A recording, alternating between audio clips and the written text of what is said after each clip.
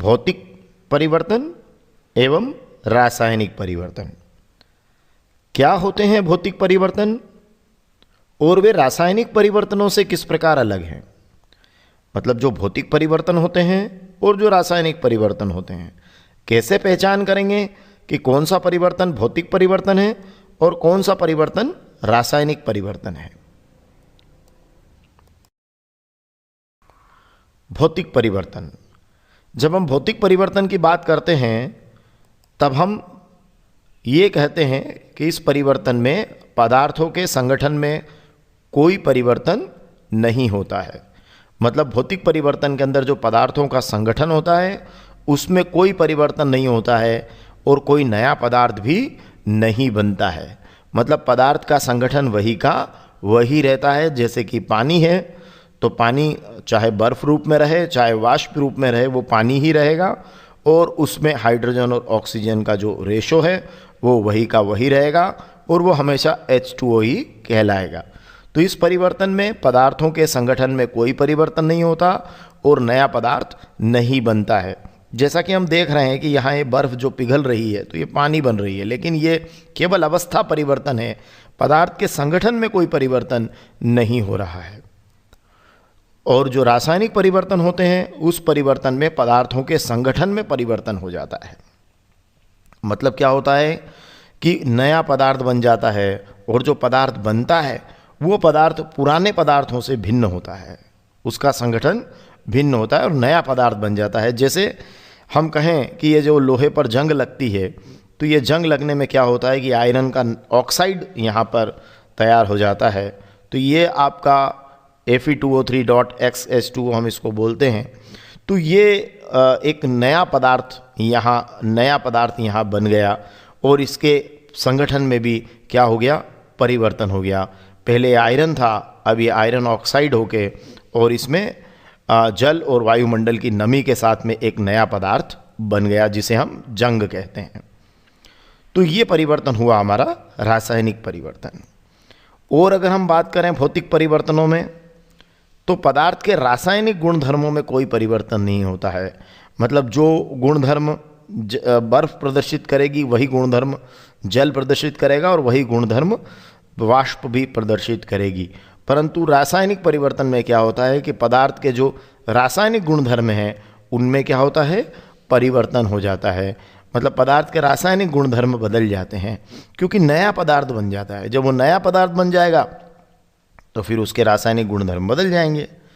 और कुछ एग्जाम्पल्स लें अगर अपन, तो जैसे भौतिक परिवर्तनों में हो सकता है पेड़ों को काटना, कि पेड़ को काटा तो भी पेड़ ही है, वो लकड़ी है ना। मक्खन का एक बर्तन में पिघलना, तो मक्खन जो पिघल रहा है तो स्वरूप जो है उसका संगठन तो नहीं बदल रहा है ना, वो तो वैसा का वैसा है। जल उबलकर वाष्प का बनना है ना, जल का उबलकर वाष्प बनना, जल में नमक, साधारण नमक का घुलना भी कोई नया पदार्थ तैयार नहीं हो रहा है। और फलों से अगर आप काट कर सलाद बनाते हैं तो वो परिवर्तन भी क्या है, भौतिक परिवर्तन है। या कागज़ के आप टुकड़े कर लीजिए, चलिए कैंची से आप कागज़ के कुछ टुकड़े करके करते हैं तो वो कौन सा परिवर्तन है, वो भौतिक परिवर्तन ही है क्योंकि वो कागज़ तो है ही ना।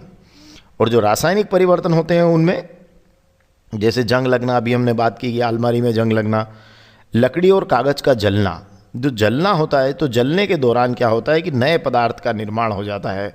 तो कोई भी अगर वस्तु जल रही है तो इसका मतलब ये है कि वहाँ रासायनिक परिवर्तन हुआ है।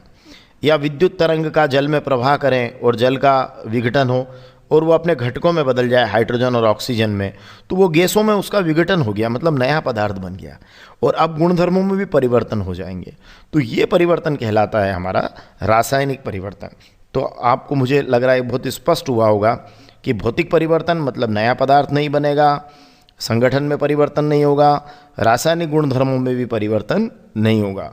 जो रासायनिक परिवर्तन होंगे उसमें सारी चीज़ें होती चली जाएगी, पदार्थों के संगठन में भी परिवर्तन होगा, नया पदार्थ भी बनेगा और साथ ही पदार्थों के रासायनिक गुणधर्मों में भी परिवर्तन हो जाएगा। अब बताइएगा आप, चलिए यहाँ थोड़ा सा हम टेस्ट कर लेते हैं कि ये कौन से परिवर्तन है। जैसे पौधों की जो वृद्धि हो रही है वो कौन सा परिवर्तन है, लोहे में जंग लगना कौन सा परिवर्तन है, लोहे के चूर्ण और बालू को मिलाने में कौन सा परिवर्तन है, खाना जब पकता है तो कौन सा परिवर्तन है, भोजन का पचना कौन सा परिवर्तन है, जल से बर्फ़ का बनना कौन सा परिवर्तन है, और मोमबत्ती का जलना कौन सा परिवर्तन है। ये मोमबत्ती जो यहाँ जल रही है ये कौन सा परिवर्तन है। इस तरीके अब आप यहाँ पर आइडेंटिफाई करते चले जाइए और इस तरफ इनको लिख दीजिए। तो चलिए देखते हैं पौधों की वृद्धि। पौधों की वृद्धि होने से कोई हम कह रहे हैं कि पौधे वृद्धि कर रहे हैं तो उनके जो कोई नया पदार्थ बनने वाली कोई स्थिति यहाँ दिखाई नहीं दे रही है। और आगे बढ़े हम तो लोहे में जंग लगना किधर होगा, ये तो रासायनिक परिवर्तन है क्योंकि जंग लगने में नया पदार्थ बन गया। अच्छा, लोहे के चूर्ण और बालू को अगर आप मिला देंगे तो ये तो एक मिश्रण है कि लोहे का चूर्ण और बालू मिला दिया तो ठीक है, वो लोहे का चूर्ण और बालू ही रही है ना, कोई नया पदार्थ तो बना नहीं, तो वो कौन सा परिवर्तन होगा, भौतिक होगा। खाना पकाना और भोजन का पचना, इन दोनों ही परिस्थितियों में नए पदार्थों का निर्माण हो जाएगा, तो हम इसे कहेंगे रासायनिक परिवर्तन। फिर जल से बर्फ़ का बनना, तो ये तो वापस भौतिक परिवर्तन हुआ क्योंकि बर्फ़ भी जली है ना। अब बचा कौन, उस पर बात करेंगे मोमबत्ती के जलने पर। तो चलिए अभी इनमें से हम आइडेंटिफाई कर लें अलग अलग। तो हमने कहा पौधों की वृद्धि, लोहे के चूर्ण और बालू को मिलाना और जल से बर्फ़ का बनना भौतिक परिवर्तन है।